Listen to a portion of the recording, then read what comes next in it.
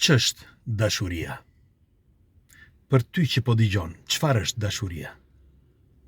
E di që do mendosh se kjo është një pyetje banale, por unë jam i bindur që do të surprizoj. Do të bëj një pyetje, pyetjen e parë që do të bëj tani është: a je i dashuruar ose a je e dashuruar? Okej. A është i lumtur ai njeri që është pranë teje, pra ai mashkull apo femër që është pranë teje? A është i dashuruar ose e dashuruar? Ti si mendon? Dhe tjetra, që është akoma, ky është thelbi i ekzistencës së njeriut, thelbi i ekzistencës së një çifti, thelbi i ekzistencës së jetës në përgjithësi. Dhe do t'ju pyes: a është i lumtur apo e lumtur njeriu që është përbri jush? E keni pyetur ndonjëherë? Ose e perceptoni ju në mendjen tuaj nëse ky njeri është mashkull apo femër qoftë, në qoftë se është i lumtur apo është e lumtur? E keni pyetur ndonjëherë? Pa dyshim, shumë prej jush do thonë, tani, lumturia s'ka fund, ai shikon ose ajo shikon jetën e saj, normal, unë nuk mund t'i përmush të gjitha. Gabim. Kam njohur njerëz dhe i njoh njerëz që janë të varfër, por me shpirt të madh dhe duan tjetrin pa fund. Nga momenti që e do tjetrin pa fund, nga i moment lind dashuria e vërtet. Dhe lind jo vetëm dashuria e vërtet, por lind edhe lumturia. Si? Sepse lumturia lind nga gjërat e vogla. Lumturia ose dashuria nuk është ajo që mendojnë shumë njerëz që ti e do këtë njeri dhe kaq. Jo ta duash njeriun me egoizëm. Jo. Jo ti ta duash njeriun dhe të pretendosh nga i njeri. Nuk po flas për këtë. Jo, ky është gabim. Ky është gabimi fatal që bëjnë pjesa dërmuese e njerëzve. Edhe unë e kam bërë. Kur isha i ri, edhe unë. Normal, sepse ti jeton me këta njerëz dhe ne imitojmë njëri tjetrin. Por unë nuk po flas për imitimin që ne bëjmë kur ti thua unë e dua atë njeri apo e respektoj atë njeri, më do apo sa më do apo ku ta di unë. Por e rëndësishme është që ti në qoftë se ti e dashuron këtë njeri me të vërtet dhe në qoftë se e do me të vërtet, atëre ti duhet ta bësh të lumtur këtë njeri. Dhe do t'ju them sekretin, nuk jam askushi, nuk di asgjë. Por nga përvojat, nga eksperiencat dhe nga aq sa kam lexuar, jam i bindur për këtë që është kështu siç them.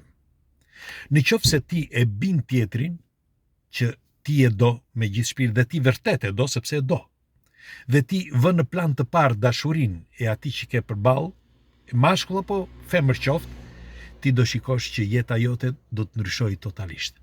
Sepse është një refleks që bën si një jeta, si një pasqyrë.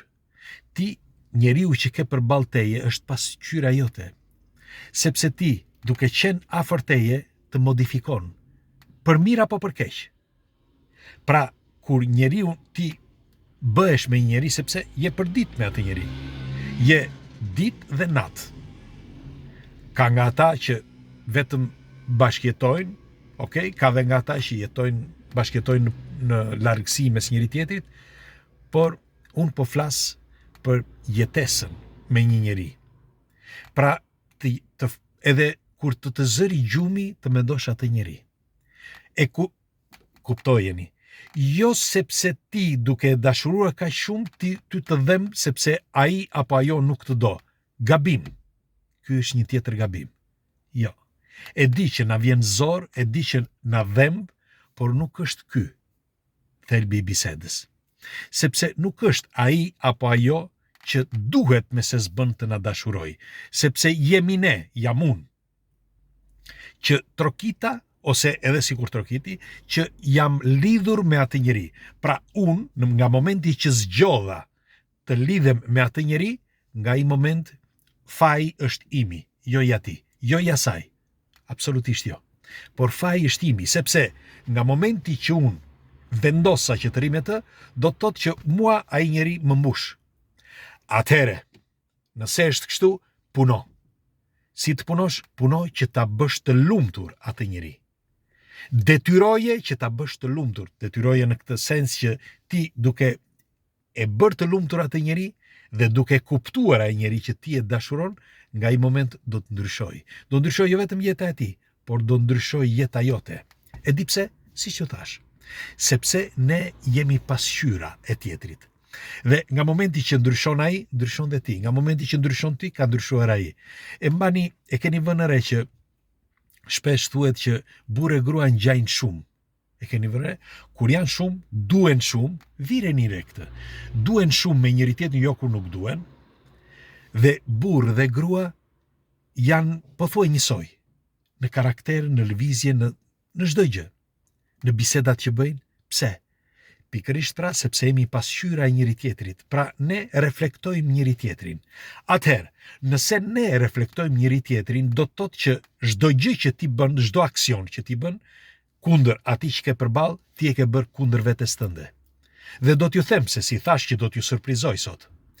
Për shembull, nëse ti nuk e trajton mirë njeriu që ke përballë, nuk e do aq sa duhet, por ti shkon nga lulja në lule, padyshim do të shkëputet ajo lidhje.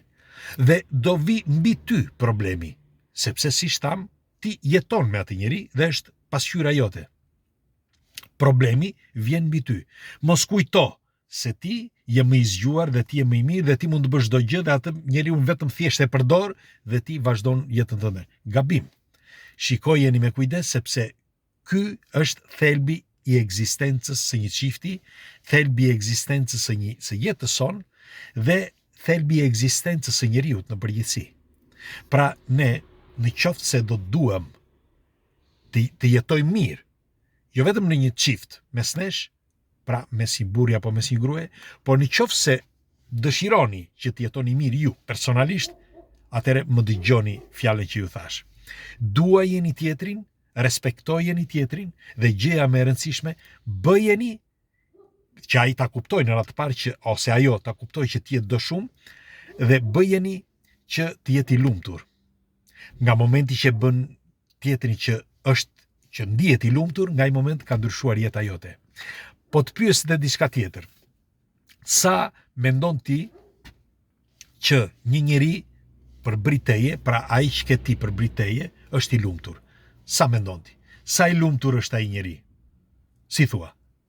A është i lumtur ai njeri në përqindje nga 1 deri tek 100? Sa i lumtur është ai njeri? Çfarë ke bërë ti që të jetë i lumtur ai njeri?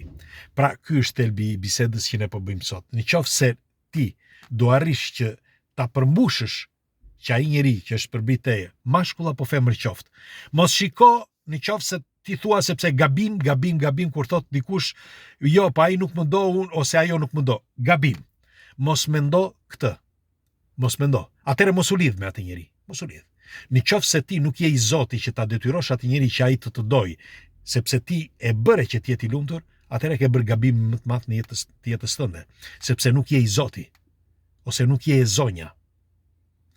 Kështu që kush është thelbi, sepse ti nga momenti që ti e bën të lumtur tjetrin dhe e ndjen ai njeri apo ajo, vajzë, grua, mashkull, djalë qoftë, nga i momenti që e ndjen që është i lumtur, nga i moment të rikthen lumturin, të rikthen dashurin. Dhe nga i moment, jo vetëm ai, jo vetëm çifti, por edhe jeta juaj shkon më mirë.